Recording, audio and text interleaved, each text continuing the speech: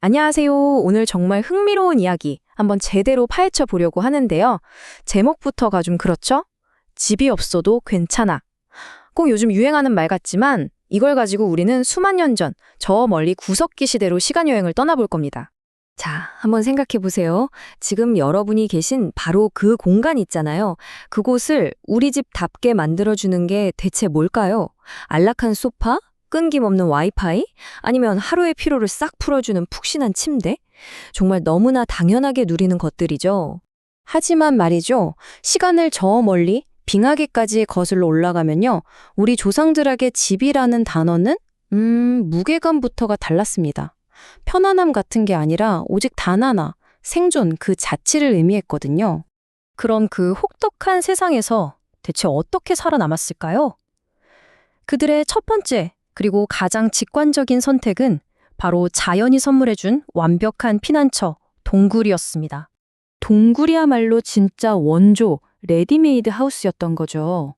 맹수의 위협, 그리고 뼛속까지 시린 빙하기의 칼바람을 막아주는 뭐랄까 천연 요새 같은 곳이었으니까요. 따로 지을 필요도 없고요. 근데 이게 정말 재밌는 게 동굴이 그냥 비바람만 피하는 곳이 아니었다는 거예요. 일단 포식자들이 함부로 들어올 수 없는 천연 방어막이었고 또 바깥 날씨가 어떻든 아는 온도가 꽤 일정했거든요. 사냥 나갈 때도 여기만큼 든든한 베이스 캠프가 없었겠죠.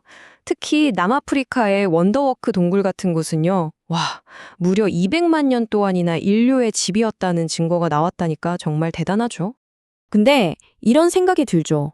만약에 우리 동네엔 저런 동굴이 없는데? 하면 어떻겠을까요? 언제나 운 좋게 딱 맞는 동굴을 찾을 순 없었을 거 아니에요? 바로 이 지점에서 인류의 그 위대한 창의력이 폭발하기 시작합니다. 없으면 만들면 되죠. 바로 직접 집을 짓는 겁니다. 인류가 그냥 자연에 기대는 존재가 아니라 스스로 환경을 만들어가는 건축가로 거듭나는 바로 그 순간입니다. 네, 맞아요. 우리 조상들은 그냥 자연이 주는 대로만 살지 않았어요. 땅을 파고 들어가서 반지하 형태로 만든 움집 또는 간단한 막집을 지으면서 자기 손으로 직접 보금자리를 만들어냈습니다. 이게 바로 주거혁명의 시작이라고 할 수 있겠죠. 그 중에서도 진짜 끝판왕은 바로 이 매머드 뼈로 만든 집이에요. 한번 머릿속으로 그려보세요.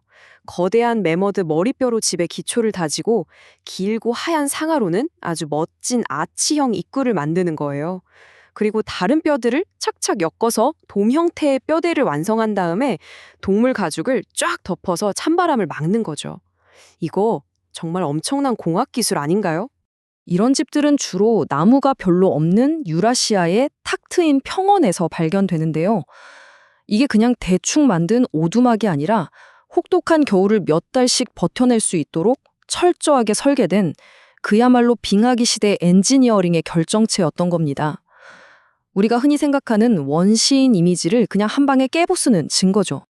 자, 그럼 이제 밖에서 안으로 한번 들어가 볼까요?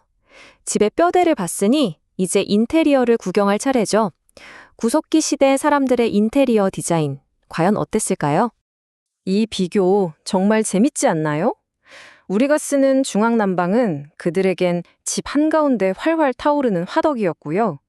푹신한 소파랑 침대는 부드럽게 무두질한 동물 가죽이 그 역할을 대신했죠. 그리고 와이파이나 TV가 없던 시절 그들의 밤을 가득 채웠던 건 바로 옹기종기 모여 앉아 나누는 이야기, 그리고 끈끈한 공동체의 온기였습니다. 그리고 그 모든 것의 심장에는 바로 불, 즉 화덕이 있었어요. 원더워크 동굴에서 나온 증거를 보면 인류는 무려 100만 년 전부터 불을 자유자재로 다뤘다고 해요.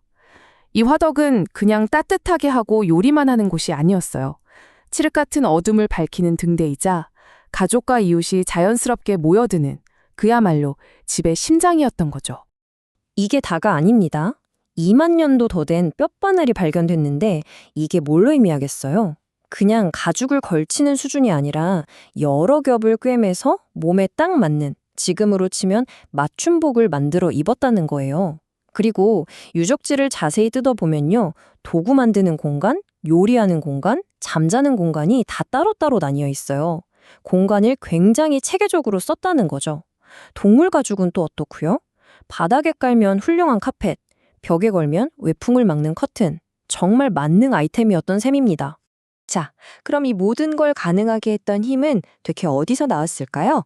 집을 짓고 옷을 만들고 음식을 손질하고 이 모든 활동의 기반이 된 것, 바로 기술, 그들의 생존 도구 키트였습니다. 구석기 시대의 생존은요, 한마디로 혁신의 연속이었습니다. 우리 조상들은 수백만 년이라는 어마어마한 시간 동안 주변에 널린 돌멩이, 동물의 뼈, 나뭇가지를 가지고 삶에 필요한 모든 것을 만들어내는 기술을 그야말로 예술의 경지로 끌어올렸죠. 그 발전 과정을 보면 정말 입이 떡 벌어집니다. 3,300만 년 전에는 그냥 돌을 꽝 깨서 날카로운 면을 만든 아주 기초적인 찌개를 썼다면 160만 년 전에는 양쪽이 대칭을 이루는 디자인적으로도 굉장히 아름다운 주먹도끼를 만들었어요.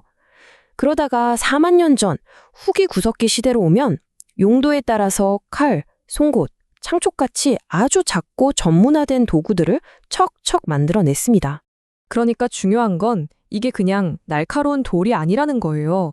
사냥감을 정밀하게 해체하고 질긴 가죽을 부드럽게 가공하고 뼈나 나무를 깎아서 또 다른 도구를 만드는 모든 생존 활동의 기반이 되는 뭐랄까 최첨단 정밀 기기였던 셈이죠. 이 도구들이 있었기에 우리 조상들이 살아남을 수 있었던 겁니다. 자, 이제 이야기의 정점으로 한번 가보겠습니다. 인류의 집은 어느 순간부터 그냥 먹고 자는 생존의 공간, 그 이상이 되기 시작해요. 추상적인 생각과 문화가 피어나는 아주 상징적인 장소로 바뀌어갑니다. 단순히 추위와 굶주림을 피하는 걸 넘어서 그 공간 안에서 뭔가를 그리고 만들고 의미를 담아내기 시작한 거죠. 집이 인류의 정신과 영혼을 표현하는 거대한 캔버스가 된 겁니다. 그 압도적인 증거가 바로 프랑스의 라스코 동굴 벽화입니다. 지금으로부터 약 17,000년 전 우리 조상들은 동굴의 가장 깊고 어두운 곳에 수백 점의 정말 믿을 수 없을 만큼 경이로운 동물 그림을 남겼습니다. 금방이라도 벽에서 튀어나올 것 같은 저 들소와 말들을 보세요. 이 그림들은 그들이 자신의 주변 세계를 얼마나 깊이 있게 관찰하고 이해했는지를 보여주는 겁니다. 이건 단순한 그림이 아니라 고도로 발달된 상징체계이자 위대한 예술 작품인 거죠. 바로 이 문장이 핵심을 짚어줍니다. 라스코의 예술은요, 그들이 그냥 다음 끼니 뭐 먹지?만 고민하던 사람들이 아니었다는 걸 보여줘요. 세상을 나름의 방식으로 해석하고 아름다움을 느끼고 표현하며 어쩌면 영적인 무언가를 추구했던 굉장히 세련되고 복잡한 정신세계를 가진 존재였다는 걸 알려주는 강력한 증거입니다. 그런데 놀라움은 여기서 끝이 아닙니다. 시간을 훨씬 더 거슬러 올라가서 무려 17만 6천 년 전이에요.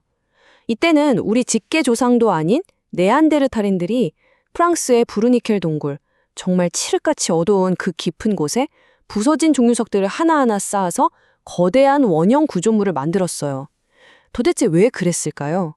빛도 거의 닿지 않는 그곳에서? 그 목적은 아직도 풀리지 않는 미스터리입니다. 하지만 한 가지는 분명하죠. 이렇게 복잡하고 상징적인 행동이 우리가 생각했던 것보다 훨씬 더 오래전부터 그리고 우리와 다른 인류에게서도 나타났다는 사실입니다. 자, 오늘 우리는 동굴에서 시작해서 매머드 뼈로 지은 집까지, 그리고 생존을 위한 돌멩이에서 영혼을 담은 예술까지 정말 기나긴 여정을 함께 했습니다. 수만 년이 흐르는 동안 우리의 집은 정말 상상도 못할 만큼 달라졌죠. 하지만 한번 진지하게 생각해 볼까요? 위험으로부터 안전하고 싶고 사랑하는 사람들과 함께하고 싶고 그 안에서 내 삶의 의미를 찾고 싶은 그런 가정을 원하는 우리의 이 근본적인 마음. 과연 그때와 지금 얼마나 달라졌을까요?